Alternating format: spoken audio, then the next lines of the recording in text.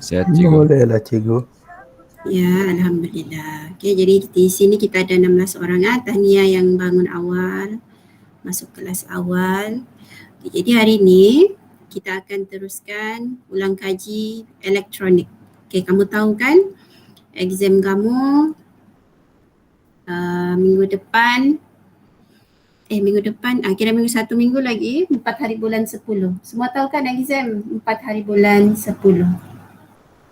Okey? Tahu cikgu. So minggu depan last PBPR, lepas tu kamu akan exam. Jadi kita ada 2 minggu je untuk ulang kaji. Okay, so hari ini kita teruskan dengan tajuk elektronik. Okay, sebelum tu kamu ada buku teks dengan kamu? Ya, cikgu. Ada ya? Okay. Elektronik ni ramai orang rasa susah kan? Betulkah? Ramai orang rasa susah elektronik. Kamu masih ingat-ingat ke apa yang kita belajar elektronik? Okay, cikgu ringkaskan. Bolehlah cikgu. Okay, ini kalau bab elektronik ni memang dia macam tough lah sikit. Tapi sebenarnya kan kalau kamu tengok elektronik ni sikit je dalam bab elektronik. Ada 3 je yang penting . Pertama kita subtopik dia pancaran termayon. Yang kedua diode. Yang ketiga transistor. Kalau kamu mahir 3 ni, maksudnya kamu mahirlah bab elektronik. Okay? So pancaran termayon, diode, transistor. Biasanya orang susah bahagian diode dengan transistor ni. Okay, je hari ni cikgu akan explain. Okay, kita ulang kaji balik, cerita sikit balik pasal diode dengan transistor.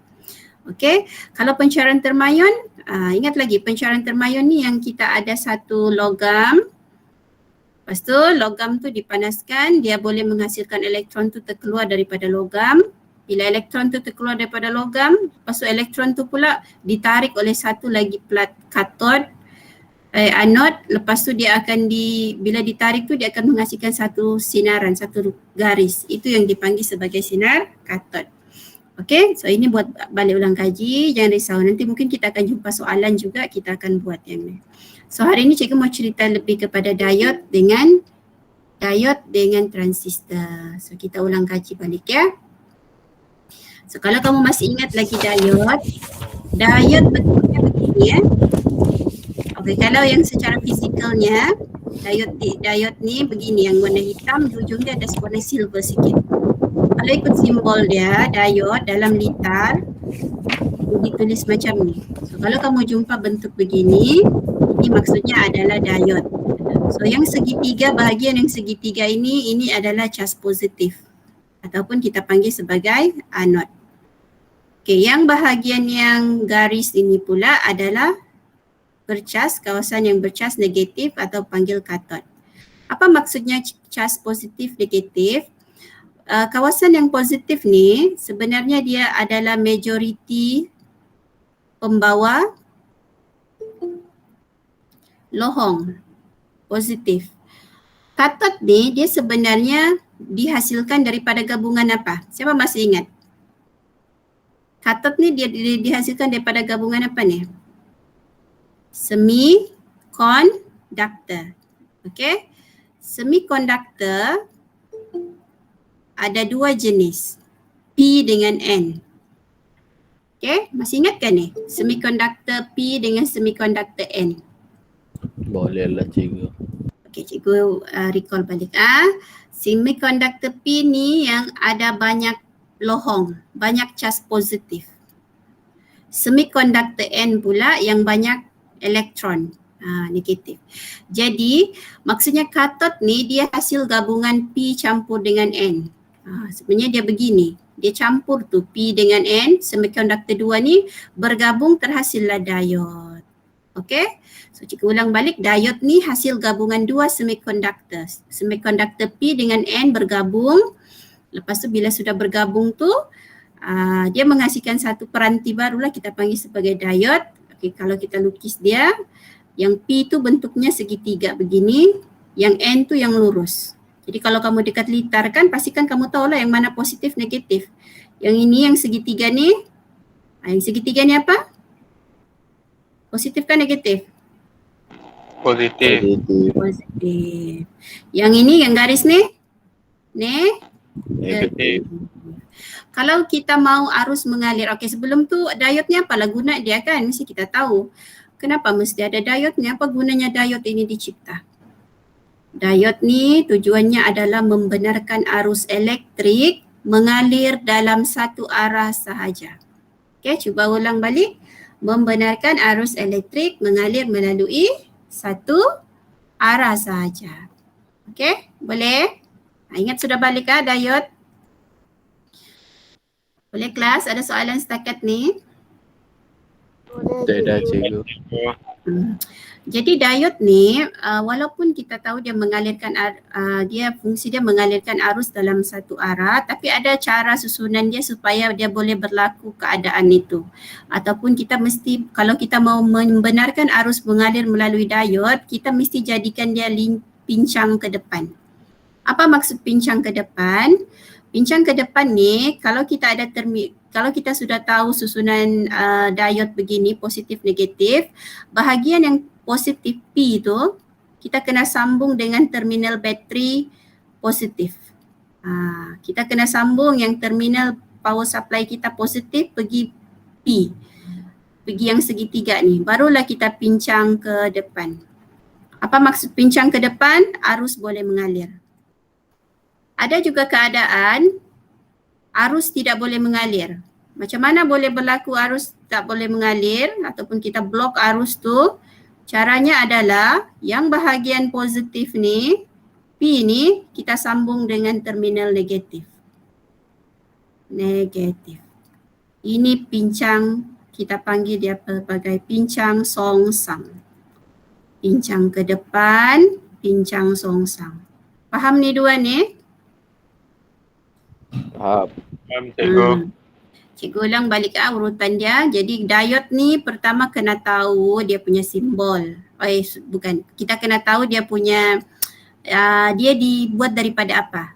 Dia dibuat daripada semiconductor bergabung. Semiconductor P dengan semiconductor N bergabung. Lepas tu kita kena tahu dia punya simbol. Simbol dia. Kena tahu dekat simbol tu yang mana P, yang mana N. Yang mana P kelas? Kalau dekat simbol ni yang mana P? Yang apa? Segitiga. Segitiga itu ya. Kalau yang apa ni N pula yang garis itu. Okey, lepas tu kena tahu macam mana boleh berlaku pincang ke depan dan pincang songsang. Pincang ke depan ni kalau kita sambung terminal positif kepada kawasan P. Okey? Maksudnya positif sambung dengan terminal dengan semiconductor P ataupun kawasan yang segitiga tu. Tapi kalau dia pincang songsang, yang kawasan segitiga ni kita sambung dengan kawasan yang negatif. Setakat ni bolehkah faham kelas? Boleh? Boleh sudah bezakan sikit saja sebenarnya diod ni kita perlu, dia dah ada banyak mengira ni, dia kena faham konsep lah. Dia punya aplikasi ni dekat dalam litar. Macam inilah yang sebenarnya macam mana boleh ada, macam mana bila ada arus mengalir, macam mana kita boleh kawal arus nak mengalir, kita gunakan aplikasi diod ni. Okey?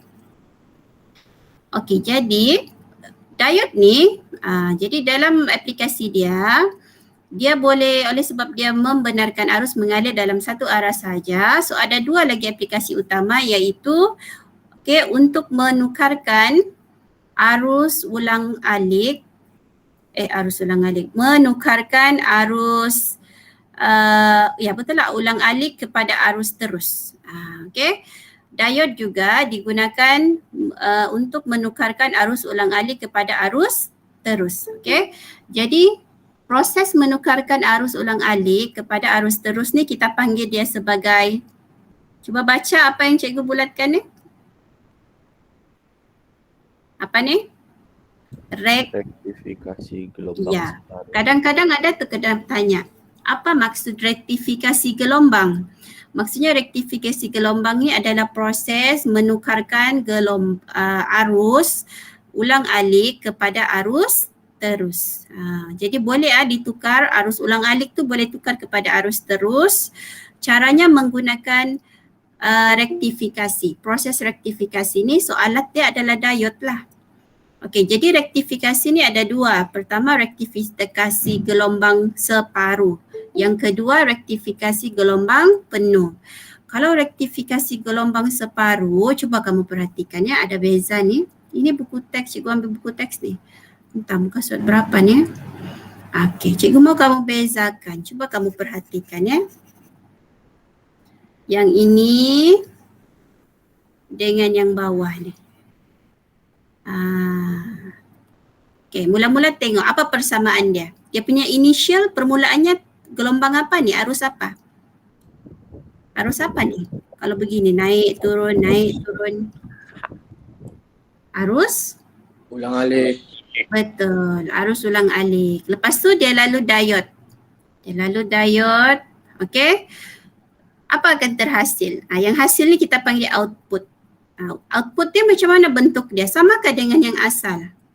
Tidak. Min. Tak sudah. Ini jadi arus terus sudah. AT sudah. Cumanya yang ini, yang gambar separuh dengan gambar yang penuh ni apa bezanya? Kalau yang separuh ni, Separuh tak dia rapat. macam, dia tak rapat. Dia ada gap di tengah kan? Tapi kalau gelombang penuh ni dia macam berdekat-dekat lah bah. Berdekat, berterusan. Jadi inilah bezanya. Ini yang pertama tadi gelombang separuh. Yang kedua ni yang kita panggil sebagai gelombang penuh.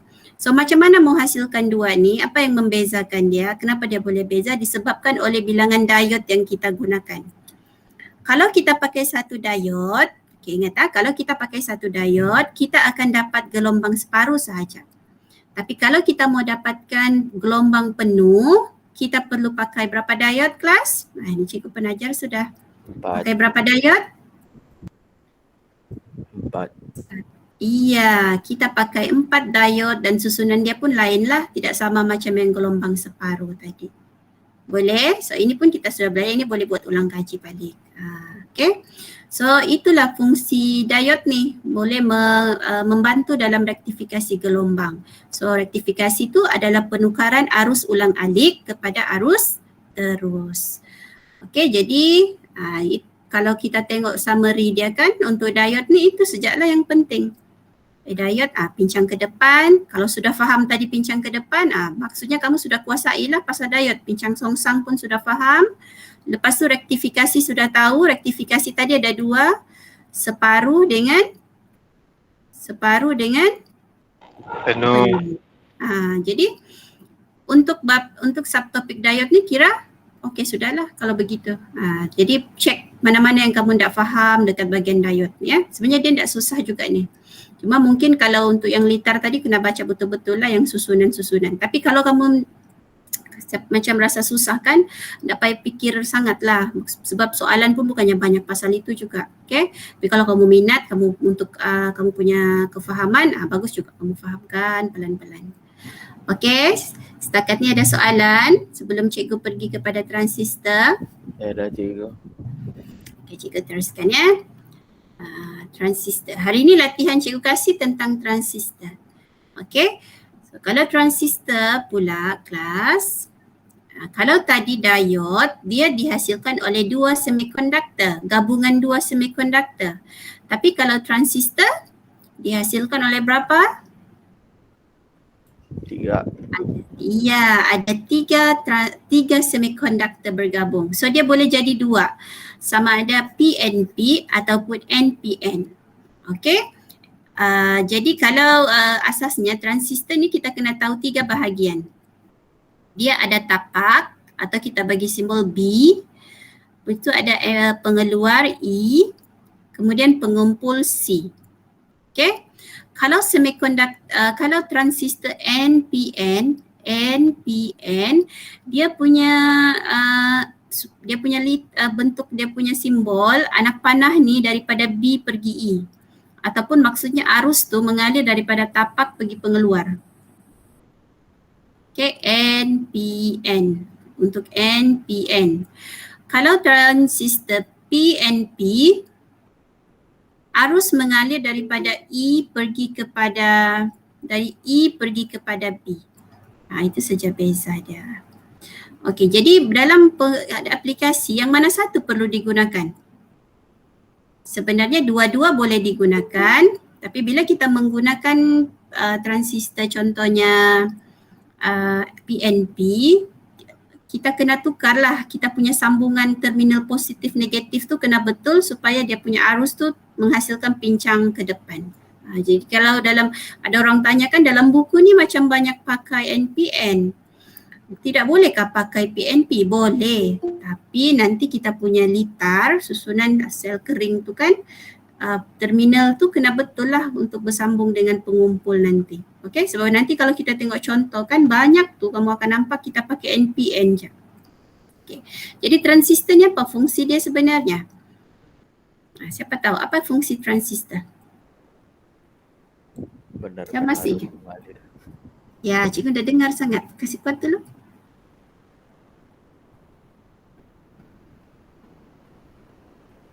Apa fungsi transistor, kelas?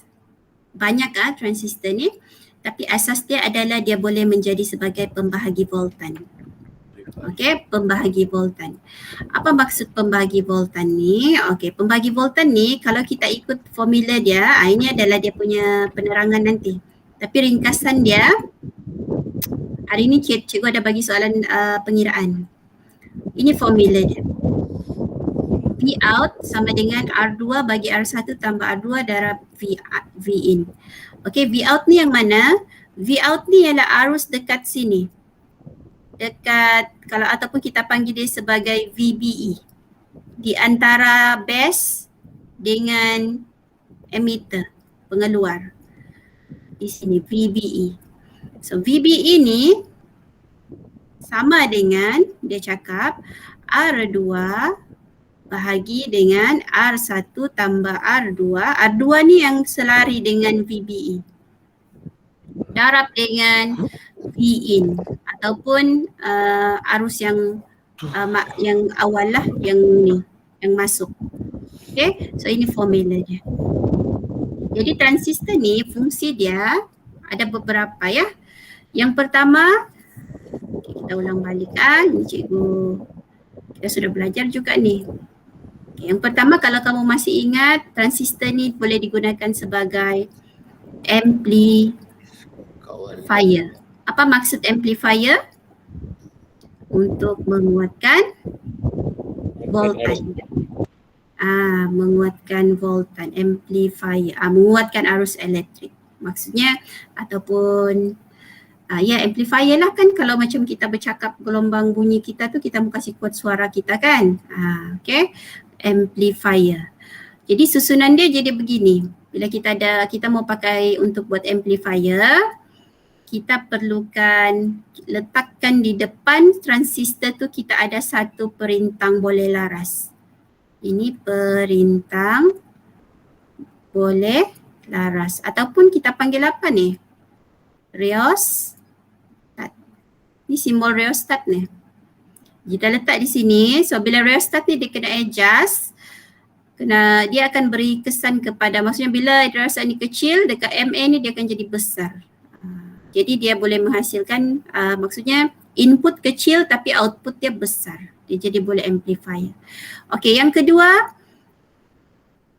transistor digunakan, litar transistor ni sangat penting digunakan sebagai, kita panggil dia sebagai switch automatic. Switch automatic kalau kamu ingat lagi kita ada dua. Pertama, yang peka kepada cahaya. Yang kedua, peka kepada suhu. Bunyi adakah ya? Adakah peka kepada bunyi? Dalam buku dia. Dua tu je cikgu. Dua je kan? Peka kepada suhu lah, haba. Okey, kalau peka kepada cahaya, yang ini kena kenal dia punya perintang.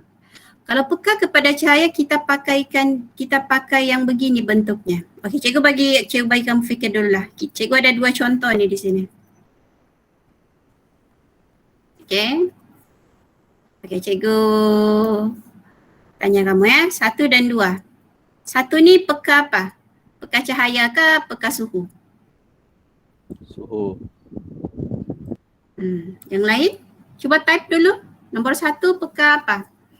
Ini didesain untuk peka apa ni? Nombor 1 ni.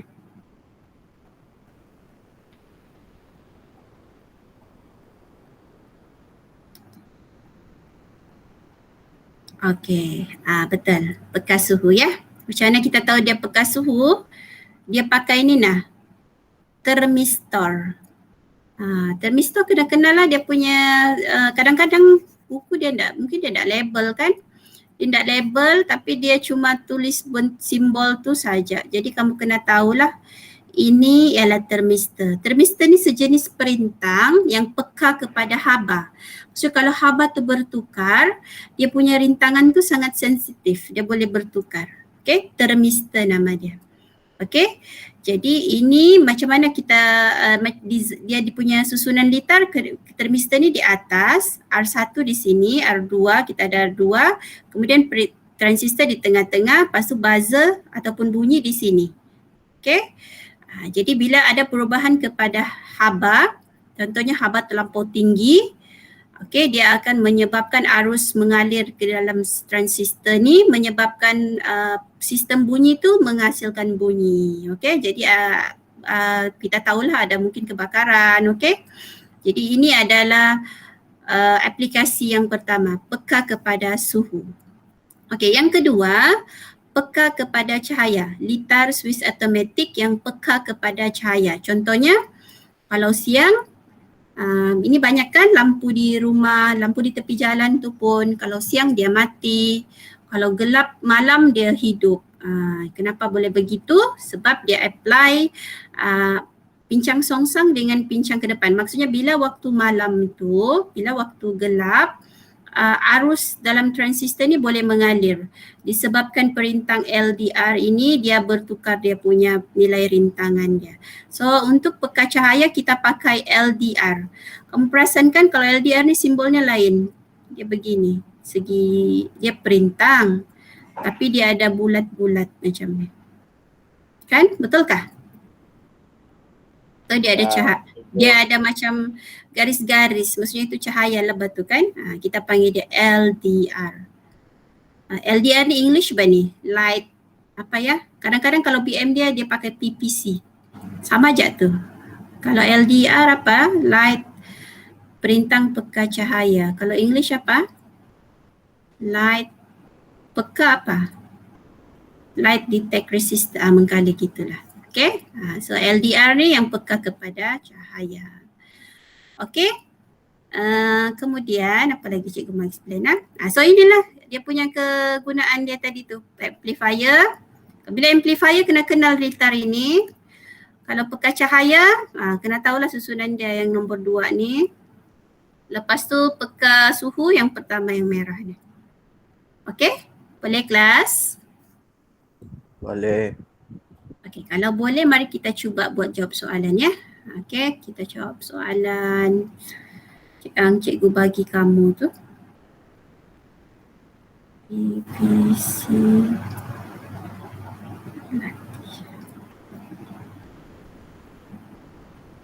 Sekejap ya.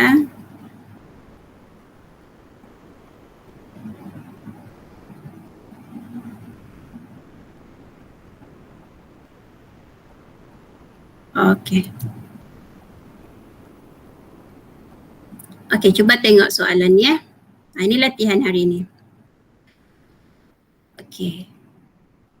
Cuba tengok soalan nombor 1 ni. Kalau kamu tengok sekali lalu litar ni, cikgu mau tanya kamu, litar ini sebenarnya apa? Dia pakai konsep yang mana? Yang pembahagi voltan, amplifier, ataupun yang Swiss automatic? Swiss automatic. Ada 4 litar je kamu kena hafal tu. Pertama pembahagi voltan. Ini yang paling basic ya, pembahagi voltan, kemudian amplifier. Ketiga Swiss. So Swiss ada 2, haba dengan suhu. Tengok litar ni. Litar ni yang berkaitan dengan mana? 1, 2 atau 3?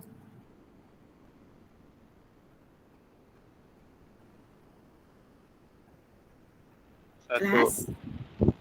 Ya, Bagi satu. voltan tu cikgu di mana? Pembahagi voltan, betul. Jumpa litar begini, ini tentang pembahagi voltan lah. Ini basic dia pembahagi voltan. Okey, cuba tengok ya. So dia cakap begini. Hitung, okey dibagi litar macam ni.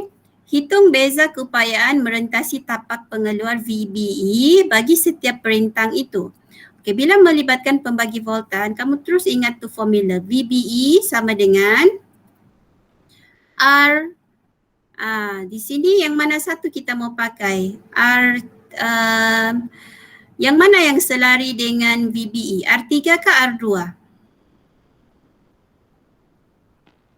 R3. R3 kan? Jadi VBE sama dengan, dia dah bagikan nilai R3. So R3 bahagi dengan R3 tambah dengan berapa? R3 tambah 1000 ke R3 tambah R2?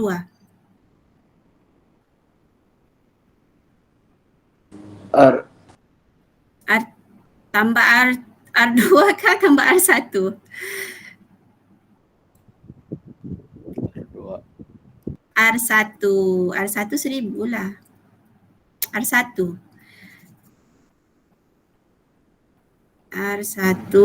darab dengan V. V ni yang selari dengan R1 dengan R3 tu. Ataupun kamu ingat begini ya, kalau kamu pakai formula ni, kamu ingat dia dibelah di sini. Kita mau cari yang ini, VBE. Ini V, ini R1, R2. Jadi VBE itu formula dia adalah R2 bahagi dengan R1 tambah R2 darab V. Bolehkah? Boleh cikgu. Kamu ingat begitu. Kenapa kita kena faham gini? Sebab kadang-kadang dia pandai keliru. Nanti dia bagi R2 tu kamu pakai pula R2. Tidak. R2 ni walaupun formula asalnya R2, jangan pakai asal R2 je, ambil je nilai R2. Tidak, tengok kedudukan dia. R2 ni merujuk kepada yang selari dengan VBE tu. Kan ini VBE. Jadi yang selari dengan dia R3 di sini. Pakailah R3. Bolehkah faham maksud cikgu ni? Kelas boleh? Boleh cikgu. Okey, bagus. Okey. Jadi kita pakai je formula tu, kita mau cari VBE. Jadi kalau kita mau cari, dia sekarang ni di case-nya kita mau cari VBE. Jadi kalau dia mau cari VBE, dia kena bagilah R3. Dia ada bagi ke tidak R3 ni? Ada. Dia ada bagi. Dan dia bagi ada 3 jenis. Anda diberi 3 perintang R3. Setiap satunya, ada 50 ohm, 100 ohm, 200 ohm. Hitung beza keupayaan merentasi tapak pengeluar VBE bagi setiap perintang itu. So kira satu-satu.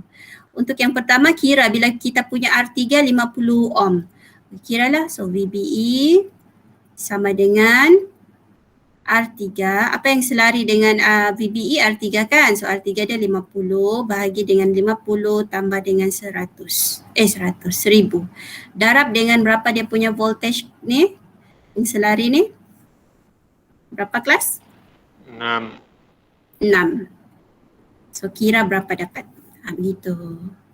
Okey, untuk yang kedua pula sama juga. VBE sama dengan 100 tambah 1000 darab dengan 6. Okey. Yang ketiga pun sama juga tapi dia pakai 200. So kita kira VBE sama dengan 200 tambah 1000 darab dengan 6. Kira dapatlah nilai dia. Okey. So V ni dia voltage kan, dia punya unit volt lah. Okey, lepas tu dia tanya kamu, mental akan menyala jika VBE adalah lebih besar daripada 0.7 volt. Berdasarkan jawapan anda dalam 1A, maksudnya 1A ni 1 Roman, 2 Roman, 3 Roman, ada 3 nilai tadi, pilih perintang yang paling sesuai. Macam mana kita mau tahu perintang yang paling sesuai? Kena kira lah. Yang mana yang atas daripada 0.7 volt barulah boleh berfungsi transistor tu. Jadi kita kena kira. Jadi Kamu kena kira, kamu kena tulislah sini yang mana kamu pilih. Kamu tak boleh pilih sembarang, kamu kena kira dulu. Okay, boleh nampak soalan ni? Boleh faham? Boleh cikgu. Ingat formulanya, formula ni senang saja ni. Tak susah ni. Tapi orang pandai keliru. Bayangkan dia lagi ringkas daripada formula-formula daya dan gerakan. Elektronik ni sebenarnya elektronik simple saja formula dia. Okay, tapi cuma perlu faham lah. Okay, yang ni ada apa-apa soalan? Tak ada je cikgu. Tak ada ah? Okay, cikgu teruskan. Cikgu ada satu soalan lagi, tapi yang ini cikgu tidak suruh jawab hari ni. Yang ini kita akan jawab besok. Okay, cuma hari ni cikgu mau kamu tengok dulu. Tengok ya. Rajah di bawah menunjukkan 4 litar transistor yang akan digunakan dalam lintar lampu jalan. Okay, anda dikendaki untuk menentukan litar yang paling sesuai untuk menyalakan lampu jalan secara automatik pada waktu malam. So litar, maksudnya litar yang digunakan untuk lampu jalan. Maksudnya yang peka apa ni kalau lampu? Dia pakai LDR kah dia pakai termistor? LDR. LDR. Betul, dia pakai LDR. Lepas tu kena tahu kedudukan LDR tu di mana. Cuba kamu perhatikan A, B, C, D, E. Okey, kalau basic tadi LDR kedudukan dia sepatutnya di mana?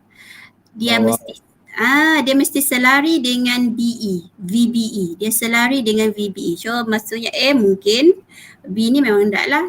C tidak. Okey, jadi kena tulis kedudukan perintang peka cahaya berada di mana.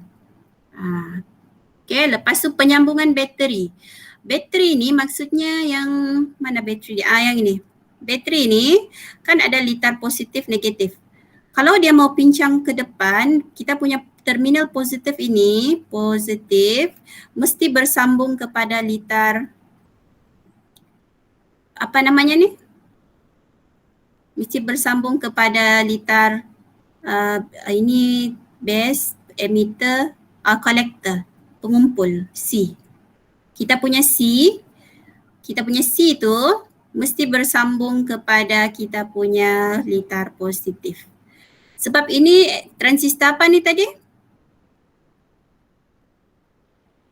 LDR.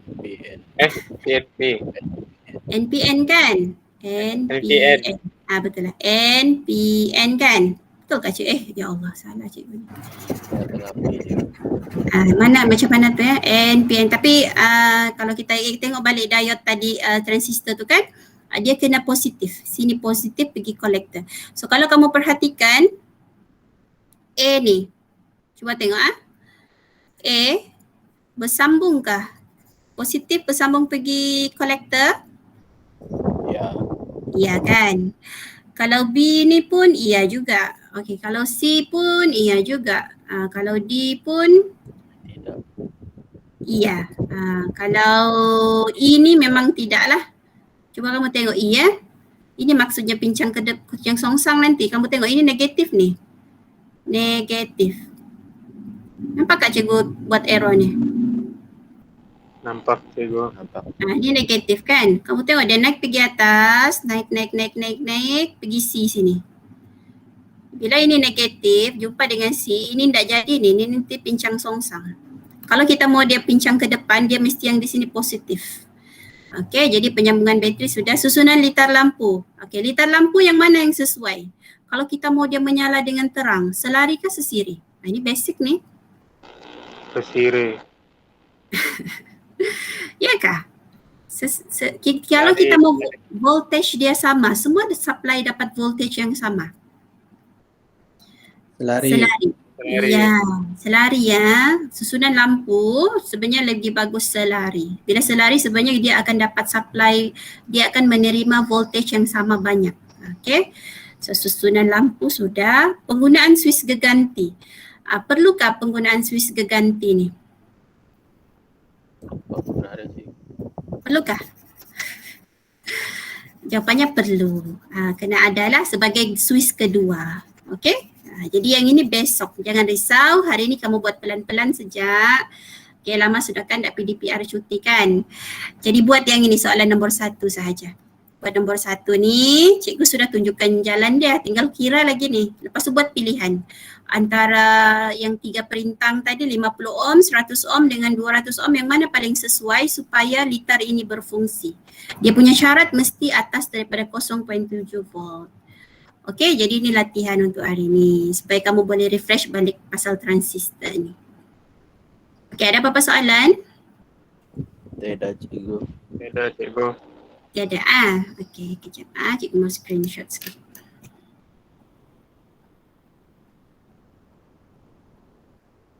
Okey. Lepas tu cikgu mau ingatkan siapa yang belum jawab kuis bukan kuis, ujian tu. Ujian bab elektrik dengan elektromagnet. Ramai lagi yang belum jawab, kamu masih boleh jawab ya. Nanti cikgu remind balik dekat grup. Okay, nanti cikgu remind balik. Cikgu mau semua orang jawab ya, supaya cikgu tahu bahagian mana yang kamu tak faham sebenarnya. Nanti cikgu mau bincang balik soalan mana yang ramai orang salah tu.